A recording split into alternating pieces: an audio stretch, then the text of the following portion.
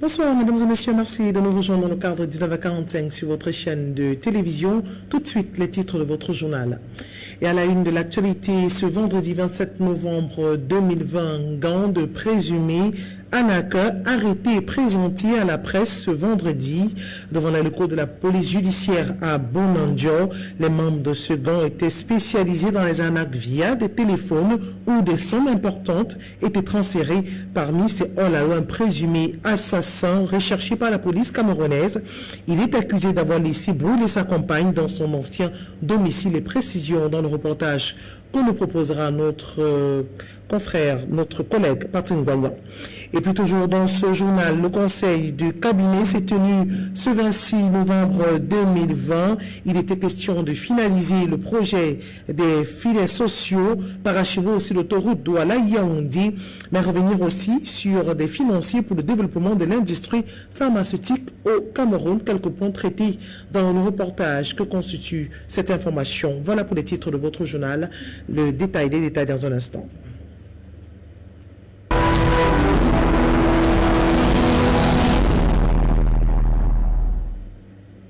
Bonsoir à tous et merci de nous recevoir chez vous dans le cadre de 19h45 sur votre chaîne de télévision. Et nous vous l'annoncions un instant au titre, un gang de présumés arnaqueurs interpellés par la police. Ils ont été présentés ce vendredi 27 novembre devant les locaux de la police judiciaire au quartier administratif à Bonanjo. Parmi ces gangs hors la loi, l'un d'eux recherché par la police camerounaise. Il est accusé d'avoir assassiné sa compagne dans son domicile. Les précisions dans ce reportage de Patrick Ngoyan. Ousmane Kobe, 44 ans, originaire du Burkina Faso, est accusé d'assassinat sur la nommée Stéphanie Flore Mofoué. Le présumé assassin est présenté ce jour à la presse dans la cour de la police judiciaire du littoral où il est en garde à vue.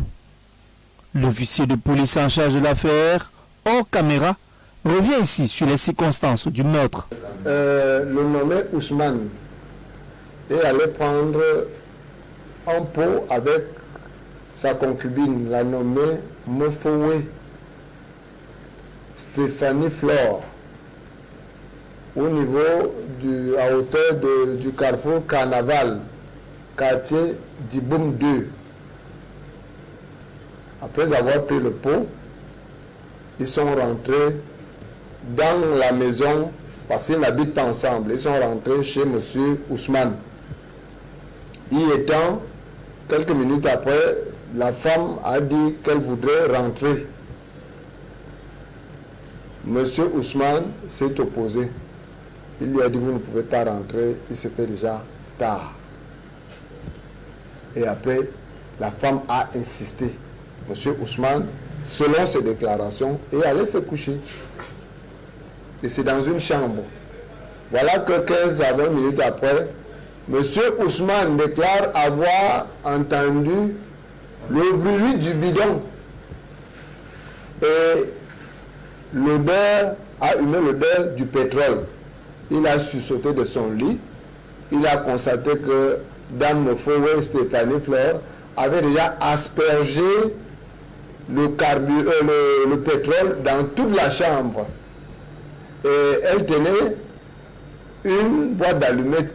Avant qu'il n'arrive à sa hauteur, elle avait déjà mis le feu. Ousmane Kobe s'en défend mordicus et brandit la thèse d'un amour sincère qu'il entretenait avec sa défunte concubine. Fado. Elle parle même, en fait, quelqu'un qui avait sa copine, c'est ma copine, depuis longtemps, on se connaît. Donc, elle va voir, moi j'essaie, d'habitude, même si c'est comment même, on se querelle même, mais moi je peux, oui, j'arrive à la question. C'est là maintenant que je dis que non.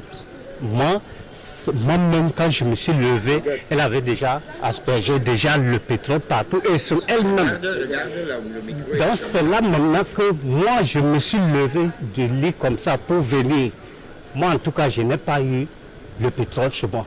Un autre gang de 3 présumés arnaqueurs est aussi présenté ce jour à la presse. Ils sont âgés respectivement de 25 et 35 ans et sont accusés de faux et usage de faux.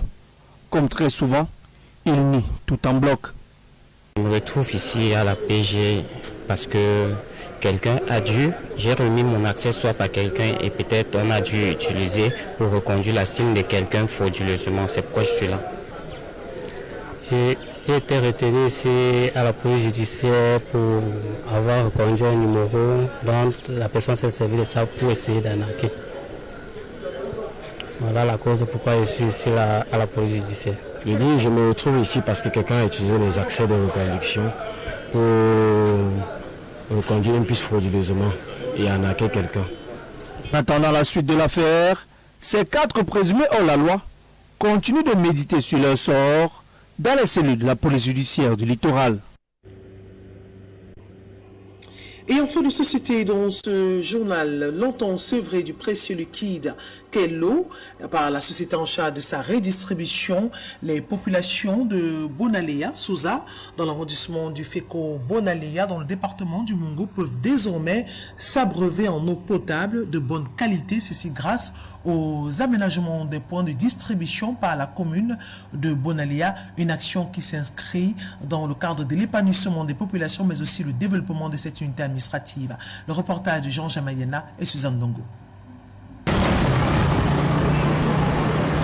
Longtemps sevré du précieux liquide, avec des robinets restés à sec dans les ménages des populations de Souza, dans l'arrondissement de Féco Bonalea, département du Mungo, peuvent désormais étancher leur soif. Problème d'eau potable, surtout sur la route, parce que les bonnes fontaines de Scan Water n'étaient pas suffisantes à toute la population. Ce qui fait que maintenant tout le monde est prêt à puiser l'eau à tout moment. Il n'y a plus de problème d'eau à Souza. Avant, ici à Souza, avec nous, l'eau était plus chère que l'huile. Et étant donné que le maire vient d'inaugurer, s'il arrive que chaque matin, tu sais que tu vas te lever, puiser ton eau et faire de ça bon usage, ça prend un peu de plaisir. Installés presque dans tous les quartiers de cette localité, ces points d'adduction en eau potable qui font aujourd'hui la fierté des populations de Souza sont une initiative de la commune d'arrondissement de Bonalea. Les populations avec des problèmes cruciaux d'eau, le manque d'eau potable ici à Souza était devenu tellement criard que l'expansion des maladies liées à l'eau se faisait sentir dans tous les centres de santé. Nous avions donc pris à bras le corps ce problème et grâce au PNDP, nous avons pu réaliser ce château qui a une contenance, il faut le rappeler, de 100 mètres cubes et dont nous avons commencé un linéaire de 2100 mètres et puis qui va se poursuivre. Nous avons également réalisé pour l'alimenter des forages autonomes autour du dit château avec une grande capacité dont les populations de Souza n'auront plus de problèmes d'eau. Améliorer le cadre de vie des populations en mettant sur pied des projets et infrastructures socio-économiques est l'une des prérogatives dévolues aux collectivités territoriales décentralisées. Vous pouvez voir tous les lampadaires, ils sont allumés parce que les équipes de la commune sont à pied d'œuvre pour restaurer l'électrification du village et d'autres villages dans la commune au même moment. La semaine prochaine, nous allons lancer un vaste programme de réhabilitation de toute la voirie municipale de Souza déjà. Donc, si vous passez ici la semaine prochaine, tout Souza sera en chantier, comme du reste toute la commune est en chantier en ce moment. Vous pouvez vérifier tout cela. Vous pouvez trouver des engins sur la route Souza, Grand Souza. À l'heure où je parle, il y a des engins sur la route Mangamba, Bonalea, Bessunkan. Il y a des engins un peu partout. Toute la commune est en chantier pour le bien de nos populations. C'est donc le processus de décentralisation implémenté par le chef de l'État qui se matérialise ainsi sur le terrain dans la localité de Souza. Donc je voudrais inviter les populations à faire bon usage. Cette eau est gratuite.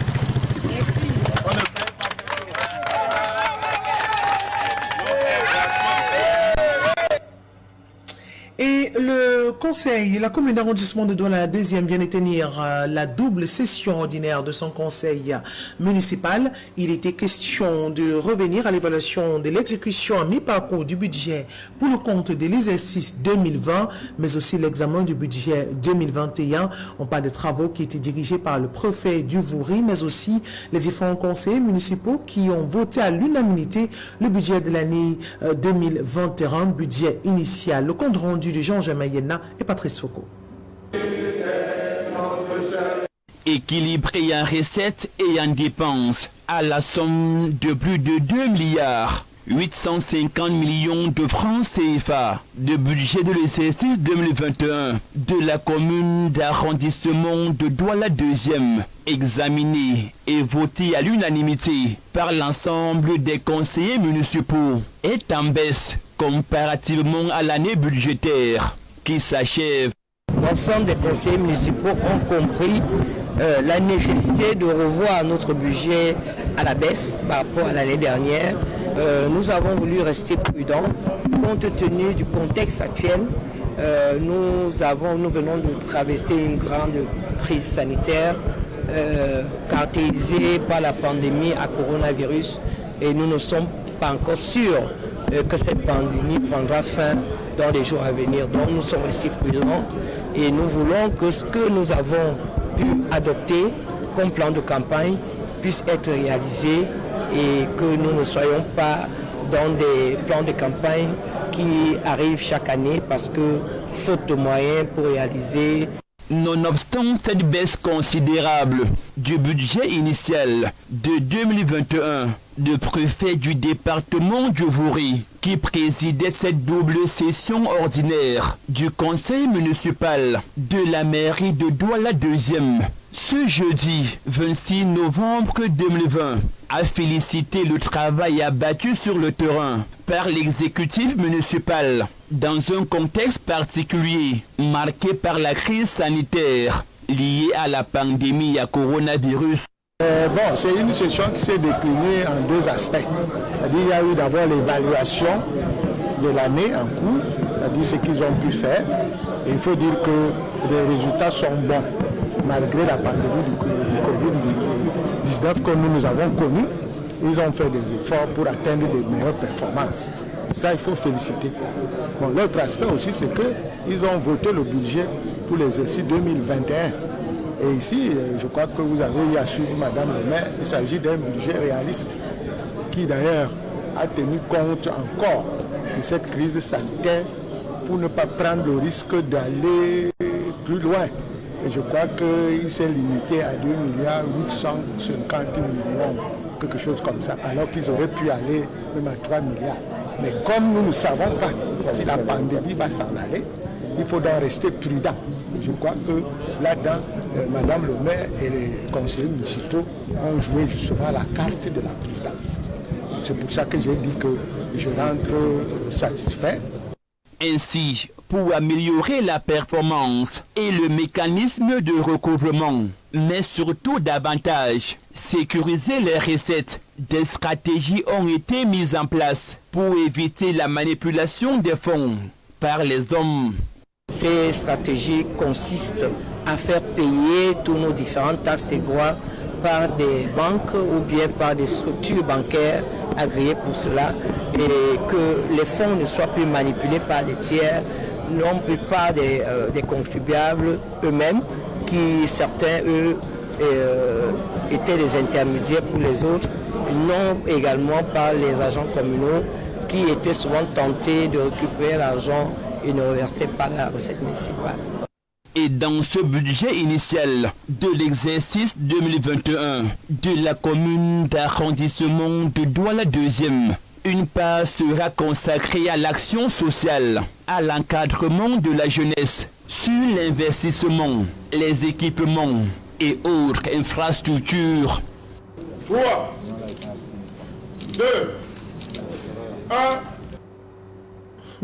Et le préfet du Vouri, qui a d'ailleurs présidé aussi les travaux de la commune d'arrondissement de Douala 4e après ceux de Douala 2e. On parle justement du conseil municipal. Il était question de favoriser l'épanouissement des populations et cela bien sûr s'est passé par le vote du budget pour le compte de l'année 2021.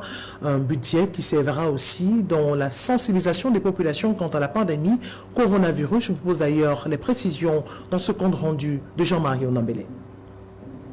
Le projet de budget de l'exercice 2021 de la commune d'arrondissement de Douala 4e est équilibré en recettes et dépenses à la somme de 2 204 121 256 francs CFA.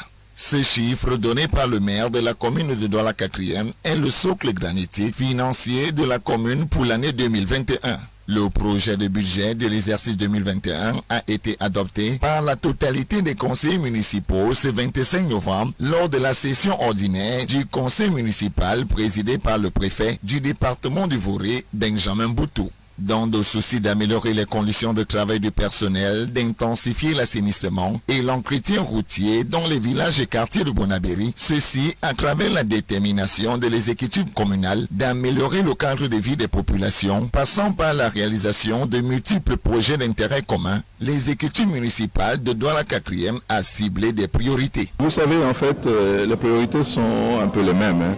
On a besoin de l'eau, on a besoin de l'électricité, on a besoin de faire en sorte que nos populations puissent ne plus nager dans les inondations, qu'elles puissent avoir des routes carrossables.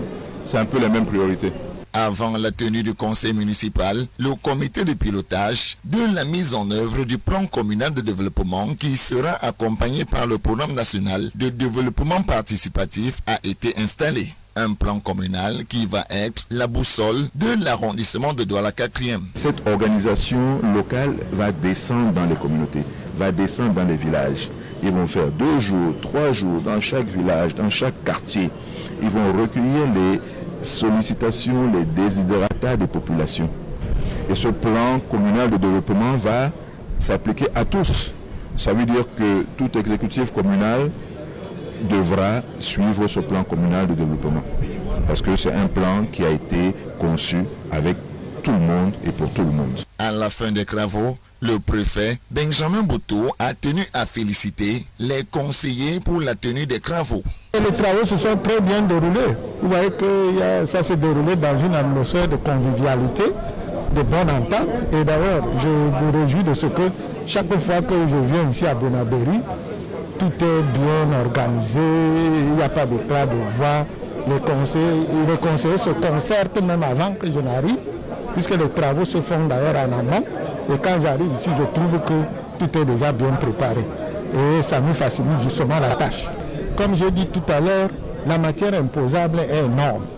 Et si tout le monde se met justement dans la tâche, je crois qu'ils peuvent le réaliser facilement. Parce que 2 milliards, qu'est-ce que 2 milliards pour la zone de Bonabéry? Vous savez, c'est une zone qui compte déjà près de 800 000 habitants, un peu même plus. Donc, venir à réaliser, et tout le monde se débrouille à Bonabéry. Chacun fait quelque chose. Donc, on en venait donc à collecter un peu sur tout le monde. Je crois qu'on réalisera justement les 2 milliards comme une lettre à la poste. Notons que les jeunes de l'arrondissement de Douala 4e, à travers diverses associations, ont assisté à la tenue du conseil municipal marquant la toute première année du nouvel exécutif municipal de cette localité. Et vous vous souvenez certainement de cette nuit effroyable du 14 février 2020 dans la région du nord-ouest Cameroun, dans la localité de Gabout, où des enfants ont été massacrés, tués, des femmes enceintes violentées. Après une enquête prescrite par le chef de l'État, les résultats de cette enquête ont été rendus publics. 3 militaires inculpés, d'ailleurs, ceux-ci comparaîtront dès le 17 décembre 2020 devant le tribunal militaire de Yaoundé. Ces militaires inculpés dans ce drame-là vont donc rendre compte de leur acte devant le tribunal militaire de Yaoundé. Les précisions dans ce reportage. À la suite du drame survenu à Gabour au nord-ouest le 14 février 2020, le chef de l'État, force des armées camerounaises, Paul Biya, avait instruit l'ouverture d'une procédure disciplinaire contre le chef de bataillon Nyangonozé Charles Eric, commandant du 52e bataillon d'infanterie motorisée et tous les militaires ayant participé à l'opération de Gabo. Ajoutez à cela l'arrestation des 3 hommes en tenue, le sergent Baba Guida, le gendarme Sadine Cyril et le soldat première classe Aranga qui ont participé à une opération ayant causé la mort de plusieurs personnes et des incendies des maisons, selon un rapport d'enquête publié le 21 avril 2020 par le ministre d'État secrétaire général à la présidence de la République, Ferdinand Ngongo. C'est le procès de ces 3 militaires qui s'ouvre ce 17 décembre 2020, selon les confidences de colonel Cyril Serge Atonfak à une agence internationale, le mercredi 25 novembre 2020. 3 militaires qui sont donc renvoyés devant le tribunal militaire de Yaoundé pour meurtre, incendie et destruction, violence sur une femme enceinte et violation de consignes. Déjà le 21 avril 2020, Ferdinand Ngongo, ministre d'État, secrétaire général de la présidence de la République, avait donc rendu public ce rapport d'enquête sur la tragédie de Gabourt, sur instruction du président de la République Paul Biya. Les résultats des enquêtes salués aussi bien par la communauté nationale qu'internationale indiquaient que les victimes qui avaient été enterrées devaient être exhumées afin de réserver des obsèques dignes et les familles des victimes pourraient être indemnisées. Des mois passés, les militaires auteurs de ce drame à Gabou seront donc devant les tribunaux et devant la barre pour rendre compte de leurs actes.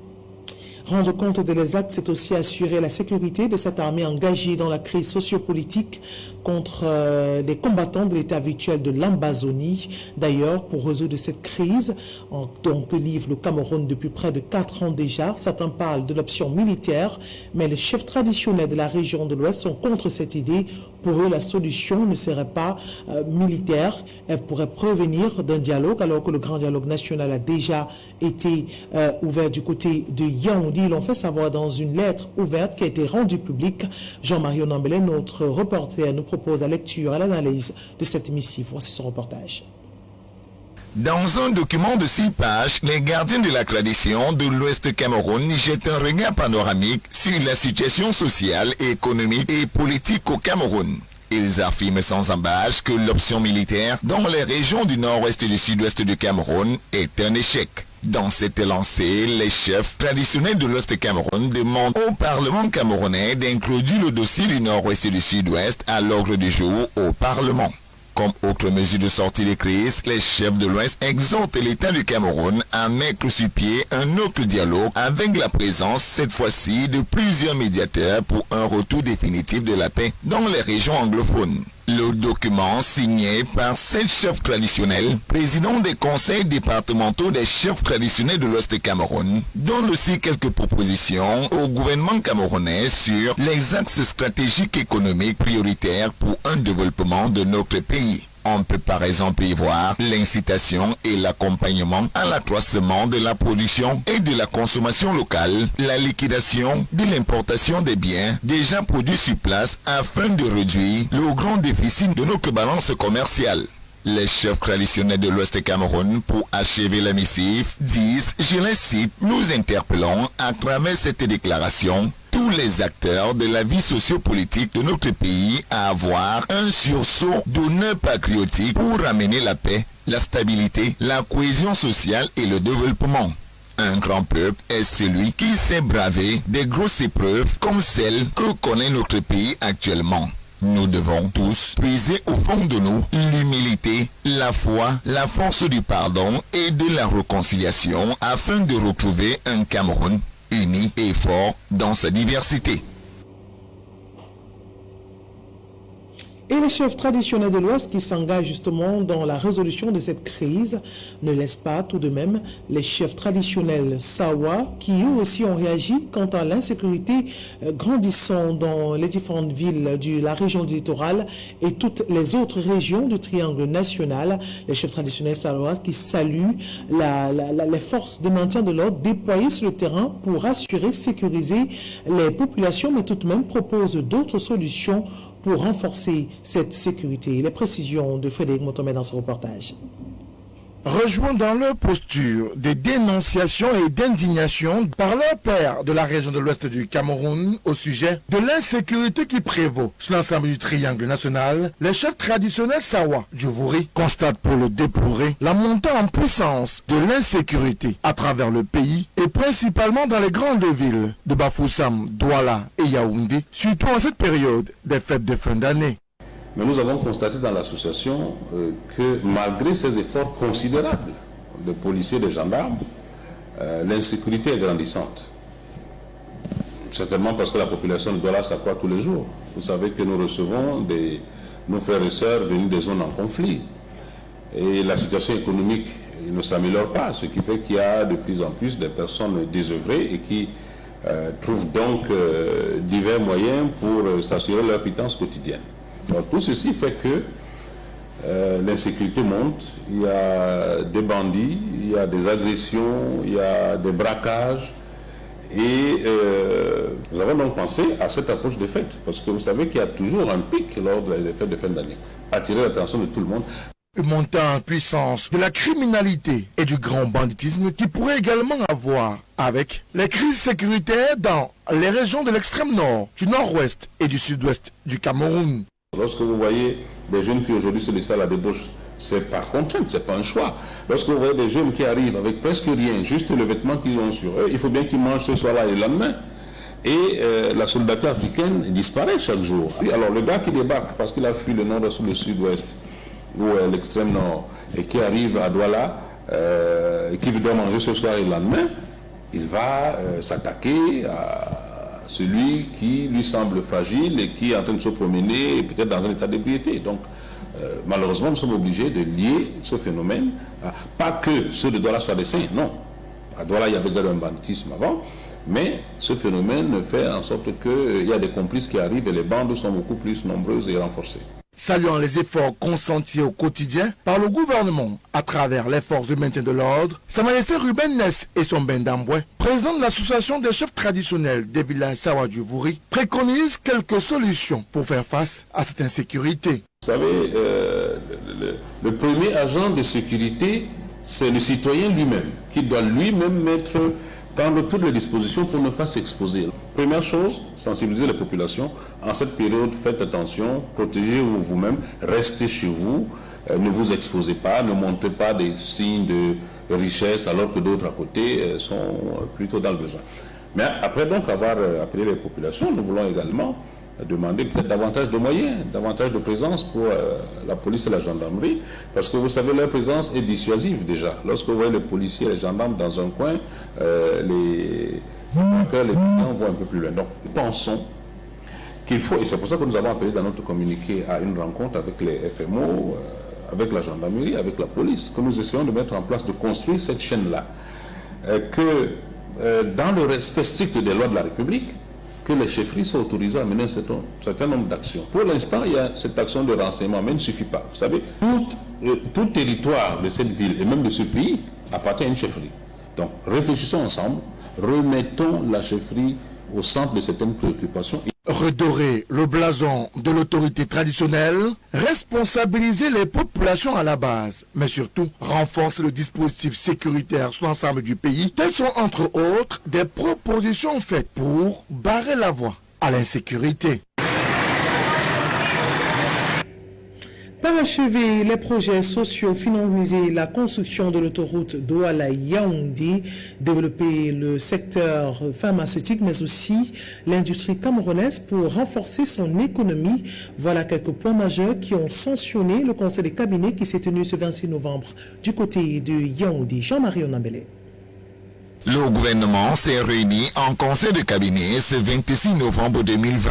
Dirigé par le Premier ministre, chef du gouvernement, Chief Dr Joseph Diom-Gouté, les ministres ont pris tour à tour la parole pour donner l'état des lieux dans leur département ministériel. En termes de prescription, le Premier ministre a instruit le ministre des Affaires sociales à parachever avant le premier trimestre 2021 le processus de mise en œuvre du projet des filets sociaux dans les ménages défavorisés du Cameroun. Cameroun. Le ministre des Mines et du Développement technologique, lui, doit trouver un consultant en stratégie de développement de l'industrie pharmaceutique au Cameroun. Le chef du département des travaux publics doit booster la seconde phase de l'achèvement de l'autoroute Douala-Yaoundé. Prenant la parole, le secrétaire d'État au ministère de la Santé publique, Sa Majesté Ali Mayatou, a annoncé une campagne de dépistage dans les écoles, les universités et les agences de transport dans les prochains jours. Avec une deuxième vague qui est annoncée au Cameroun, cette campagne va viser à endiguer la propagation du Covid-19 dans les espaces publics et les établissements scolaires et universitaires du triangle national. Le Premier ministre a demandé au ministre de l'économie une mobilisation des fonds et au ministre des Finances, il a prescrit la disponibilité des fonds pour une action gouvernementale plus efficiente. Rappelons que le Conseil des ministres s'est tenu comme à l'habitude par visioconférence. Et on se part dans ce journal, quelques jours après la décision de la FIFA de suspendre le président de la Confédération africaine de football de toute activité sportive pendant 5 ans, Ahmad Ahmad, président de la CAF, a fait appel auprès du tribunal arbitral de sport. Il dénonce des irrégularités constatées dans cette décision. Voici des précisions dans ce reportage. Ahmad Ahmad, président de la CAF et vice-président de la FIFA, annonce que ses conseils déposent un appel devant le tribunal arbitral de sport afin de contester fermement la condamnation prononcée par la chambre de jugement de la commission d'éthique de la FIFA. Une sanction de 5 ans d'interdiction d'exercer toute activité liée au football au niveau national et international, ainsi qu'une amende de $200 000 a été prononcée par la chambre de jugement de la commission d'éthique de la FIFA le lundi 23 novembre 2020 à son encontre. Cette décision n'a pas été rendue de façon juste et impartiale au cours des mois d'enquête menée par la chambre d'enquête de la commission de la FIFA contre la Fédération africaine de football et son président. De nombreux procédés surprenants ont été relevés, informe l'équipe d'Ahmad Ahmad. Ainsi, mandat a été donné par la FIFA au cabinet d'audit pour investiguer l'administration du football africain, alors même que ce cabinet ouvrait jusque-là pour la CAF et sous mandat de cette dernière, créant ainsi un conflit d'intérêts et un problème de manque d'impartialité évident. De plus, des rumeurs permanentes concernant une possible implication de la FIFA dans le travail de la commission d'éthique ont constamment résonné dans la presse européenne et africaine. Même l'audition du président Ahmad Ahmad, auquel a été notamment refusé le droit de présenter une partie de ses témoins lors d'une audience menée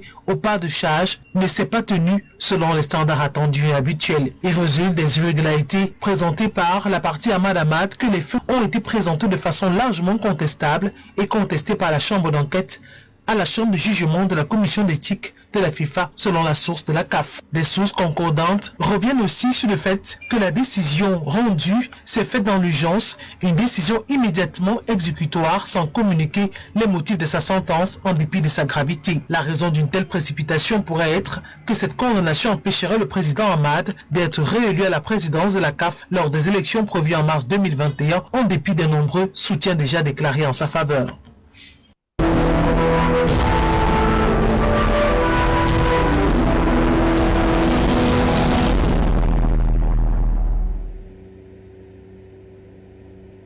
Et à l'international dans ce journal, après les États-Unis, le Brésil, c'est au tour de la France d'être pointé du doigt pour des actes racistes. Une vidéo diffusée, presque virale sur les réseaux sociaux, voit des policiers fruer des coups, un noir. Reportage de France 24. Une vingtaine de coups de poing, des coups de pied et de matraques. La scène est filmée par une caméra de vidéosurveillance. Pendant près de 5 minutes, on voit un homme se faire frapper à plusieurs reprises par 3 policiers. Cet homme, c'est Michel Zecler, producteur de musique. À cause de ses blessures, il a eu 6 jours d'interruption de travail. Cet après-midi, il est venu porter plainte auprès de la police des polices. J'ai peur. Les gens qui doivent me protéger me braquent. Moi, j'ai rien fait pour mériter ça. Et je veux juste que ces 3 personnes-là soient punies par la loi. Les faits ont eu lieu samedi dernier, en début de soirée. Il est dans cette rue, sans masque, quand il aperçoit des policiers. Il raconte alors avoir décidé de rentrer dans son studio d'enregistrement. Les agents le suivent à l'intérieur. Ils ignorent a priori qu'ils sont filmés. Michel Zecler refuse de suivre les policiers. Il résiste, mais ne porte aucun coup. Ils ne m'ont rien signifié, ils le savent. Ils sont arrivés derrière moi. Franchement, ça va tellement vite, je me demande même si c'est des vrais policiers à ce moment-là. On m'a dit sale nègre. plusieurs fois en me regardant dans les yeux et en me mettant des coups de poing. Je me dis, c'est mon dernier jour peut-être aujourd'hui. Il appelle à l'aide. 9 jeunes artistes présents au sous-sol interviennent. On a entendu les bruits de secours à l'aide. La porte était entrouverte et on a vu sur le côté gauche, le bras gauche, l'insigne de police en fait. Et donc on a commencé à pousser la porte. Ils réussissent à mettre les policiers dehors. Ces derniers appellent des renforts. Jettent une grenade lacrymogène à l'intérieur pour l'obliger à sortir des locaux.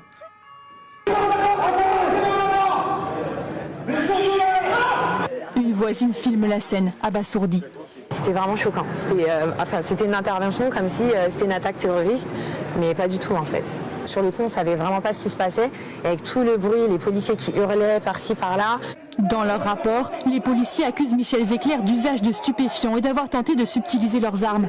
Mais aucun élément dans les vidéos ne vient pour l'instant étayer leurs propos. J'ai eu la chance, contrairement à beaucoup d'autres, d'avoir des vidéos qui me protègent. Parce que sinon, je ne serais pas en face de vous aujourd'hui. Le parquet a classé sans suite toutes les poursuites contre le producteur de musique. Les 3 policiers, eux, ont été suspendus 4 mois. Une enquête a été ouverte pour violence par personne dépositaire de l'autorité publique et faux en écriture publique. Ils sont suspectés d'avoir rédigé un rapport mensonger. Et c'est avec cette information que nous refermons ce journal. Retrouvez l'actualité ce samedi à 13h, présenté par Frédéric Moutomé, le journal de la mi-journée à 19h45, le grand format de l'édition de l'information. On se donne rendez-vous dimanche lorsqu'il sera 19h45 sur ce jour. Je vous souhaite de passer un excellent week-end à l'écoute de nos programmes. Au revoir à tous.